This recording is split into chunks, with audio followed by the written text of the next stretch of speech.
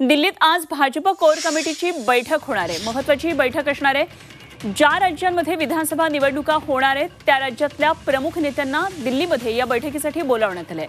त्यामुळे देवेंद्र फडणवीस आज दिल्लीमध्ये या बैठकीसाठी उपस्थित राहणार आहेत। देवेंद्र फडणवीसांच्या निर्णयावर सुद्धा आज या बैठकीमध्ये चर्चा होण्याची शक्यता आहे। तेव्हा दिल्लीतल्या या सर्व राजकीय घडामोडींकडे झी 24 तास लक्ष आहे। भाजप कोर कमिटीची आज ही महत्त्वाची बैठक आहे। ज्या राज्यांमध्ये येणाऱ्या काळामध्ये आता विधानसभा निवडणुका आहेत त्या राज्यातील नेत्यांना बोलावण्यात आलेले आहे।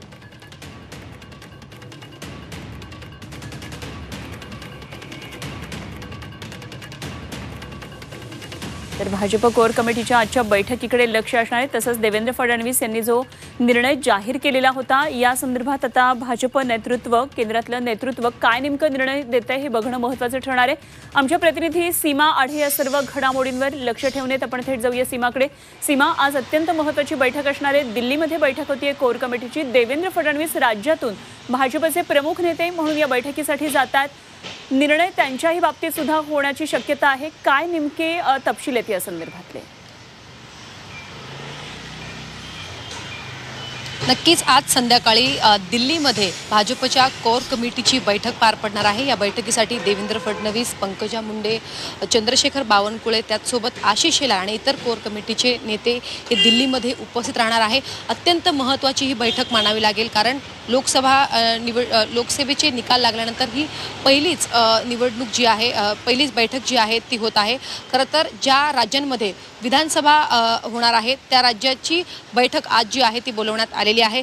खरं तर महाराष्ट्र संदर्भात जर बोलायचं झालं तर देवेंद्र फडणवीस यांनी जी भूमिका व्यक्त केलेली होती, मला उपमुख्यमंत्री या पदावरून मला मुक्त करा आणि मला संघटनेत काम करू द्या अशी त्यांनी इच्छा व्यक्त केली होती। त्या संदर्भात आज खरं तर मोठा निर्णय होण्याची शक्यता आहे, कारण देवेंद्र फडणवीस यांनी इच्छा व्यक्त केल्यानंतर वरिष्ठ नेते यांनी याबाबतचा निर्णय जो आहे तो राखून ठेवला होता। कदाचित आजच्या या बैठकीमध्ये या संदर्भात स्पष्टता होईल की वरिष्ठ नेत्यांची नक्की काय भूमिका आहे देवेंद्र फडणवीस यांच्या बाबतीत। दुसरं म्हणजे आता राज्यामध्ये विधानसभेच्या निवडणुका होणार आहे। तत्पूर्वी आपल्याला माहिती आहे की लोकसभेच्या निवडणुकीमध्ये महायुतीची कामगिरी ही महाराष्ट्रामध्ये तशी बघायला गेलं तर चांगली राहिलेली नाही। त्यांचा जो निकाल लागला तो खरं तर सगळ्यात मोठा भाजपला धक्का देणारा असा निकाल लागलेला आहे।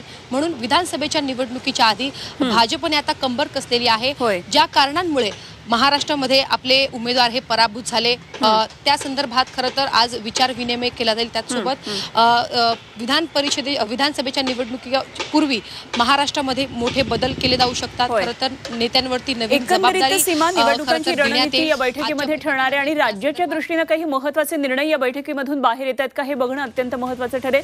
धन्यवाद दिलेल्या सर्व तपशिलांसाठी। सीमा आढे आमच्या प्रतिनिधी आपल्या बरोबर होत्या।